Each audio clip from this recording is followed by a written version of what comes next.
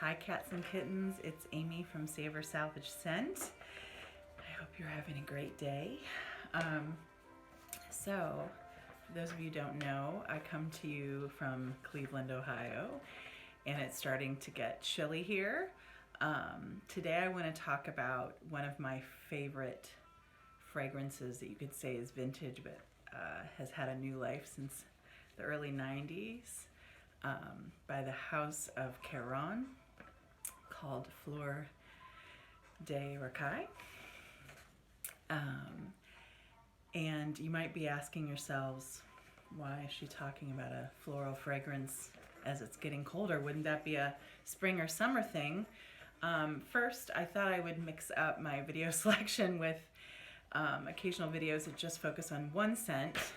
And I wore this today because I think it's one of those rare florals that frankly is heavy, kind of thick, syrupy enough that it holds up to cold weather, and I've loved it today. It kind of has a honeyed effect. Before I go into all that though, thank you for stopping by. For those of you who are new to the channel, this mostly focuses on fragrance and occasionally other DIY or artistic projects.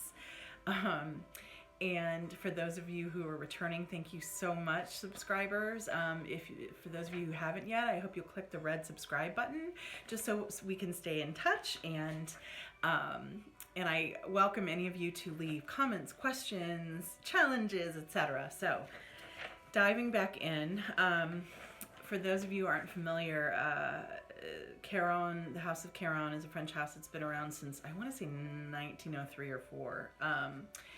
Been around for a long time, and I feel they're somewhat, even though it's one of the oldest houses, I still feel like in today's age they're somewhat under-recognized, and they have produced some of my favorite fragrances, so it's part of the reason I want to give them a little love today. And I'll talk to you a little bit about the history of this scent. I have some questions around it for those of you who might know, but my understanding is the first scent was produced in 1934 and called Plural de Rocaille, and then the scent was kind of reimagined in, gosh, what year is that? I'm sorry, I had to write it down. Let's see, 1993, and that is the scent I own, but I want to give you a little bit of the history. Just being a fragrance lover and a nerd in general, I love research, and I love just learning more about the history of things. A friend of mine, so I'll talk about this another time, but I do these little kind of perfume interventions in my house pre-COVID, little kind of parties where, based on themes and questions, we explore things together, small groups. And a lovely friend of mine, hi Shannon, brought this box to my house. She made this she used an old advertisement and made the box, and it was full of vintage Caron Rocaille bottles. I don't know if you can see this old illustration that's on the box. But the original bottle looked like this, variations of this. So this cool bottle that I think originally even had a cork. It looked like this. It had one little strip across the front that said Caron Fleur de Rocaille, and it had this top with a flower. And it's shaped like a vase. And it's interesting, something that I just think is interesting. The old version was called Fleurs, plural, and then when it was recreated in the 90s until today-ish, I think they just redid the bottle though again. This is what my current bottle looks like, and it is just Fleur de Rocaille. Who knows? Yeah. So originally this old bottle had a little, I don't know if you can see in the box, a little doily that kind of went around it. And the bottle shapes, both the old one and the new one, really suggest what it's about. This is all about flowers. I mean, every little bit. I think the old scent had a few things that were non-floral. Like, I want to say it had cedar or cypress in it. It had maybe a couple other things, maybe a little oak moss, or I can't remember. But there are some differences. Today's scent, oh my God, flowers, flowers, flowers. And I'll tell you more about it. So anyway, my friend's beautiful gift really got me more interested in learning about its history. And yeah, a few years ago, I started looking into it and wearing it and just love it, love it, love it. So again, the original was released in 1934. They at that time called it a floral aldehyde, and it's interesting because the new version still does have aldehydes, but they don't market it that way, and I'm sure that's somewhat on purpose because I think a lot of modern folks either don't like or don't think they like aldehydes. The original nose was the original head of the house for Caron, and his name was Ernest, I think it's Daltroff. He created many other famous Caron perfumes, so Nuit de Noël, Caron Pour Homme, Tabac Blonde, Bain de Champagne, Bellagio. I hope I'm saying that right. I don't own it, and I should. And then in 1993, so that was worn for years and years and years and in production for a long time. In 1993, this was produced.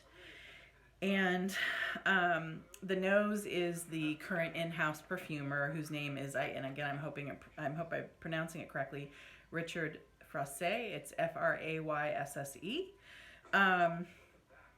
He also he's the in-house perfumer, has created many other lovely Caron scents, including my favorite scent, Eau de Réglisse, which is a sadly discontinued but gorgeous verbena lemon tea licorice scent. My God, it's so beautiful. My favorite. So just to give you an idea of the cost of this, of the current day Fleur de Rocaille, depending on the size of the bottle and whether it's an EDT or an EDP, you can pay anything from, I got this on super sale on eBay for like $25. That's pretty low price. It tends to range now anywhere from 40 to about 130 or 40, depending on the size and, you know, that kind of thing.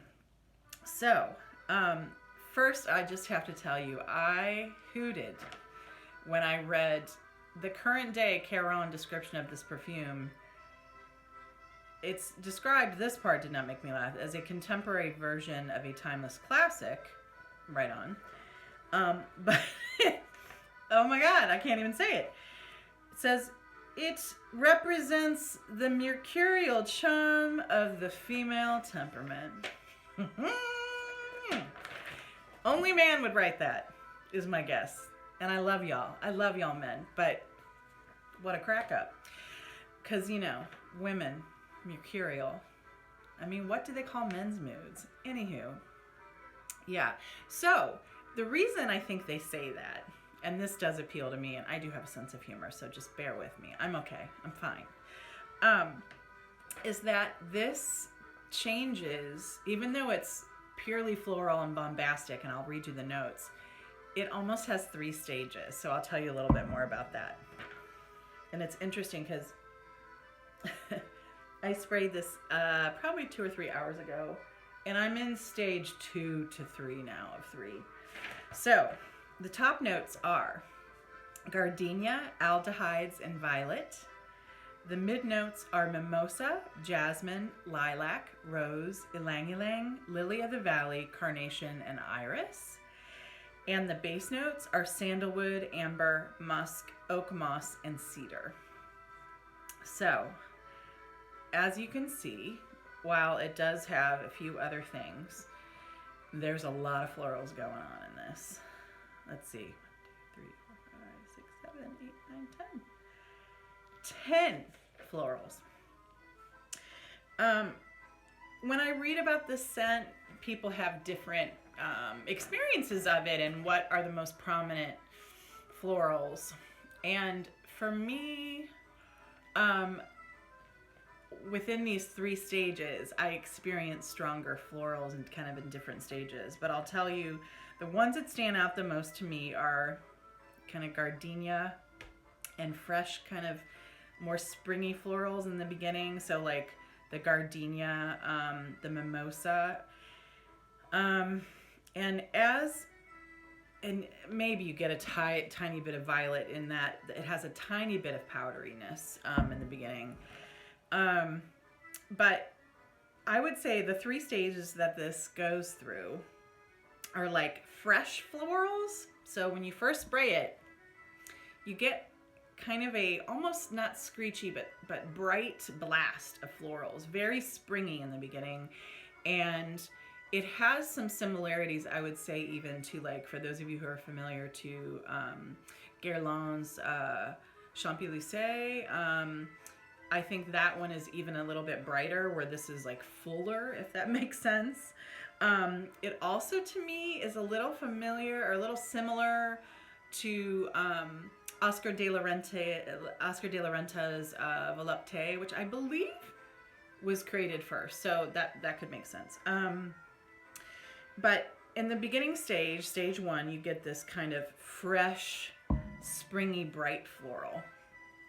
Then within about, for me, like 20-30 minutes, it starts to get spicier. And then the things like carnation, ylang ylang start to me develop a bit more. It's very honeyed. I would say once those top notes dry down a little bit, just a tiny bit, even like 15-20 minutes into it, it starts to get really, really honeyed. And that's where I think there's not honey as a note. So my guess is it's probably the mimosa. It could be ylang ylang. And so stage 2, it starts to get spicier. And to me, I for those of you who don't know, I'm a total carnation freak. And so that comes out a bit more for me. Yeah.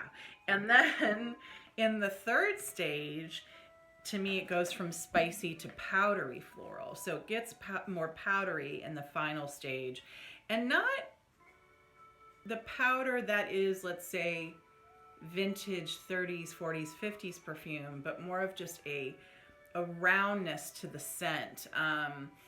So not a ton of like orris.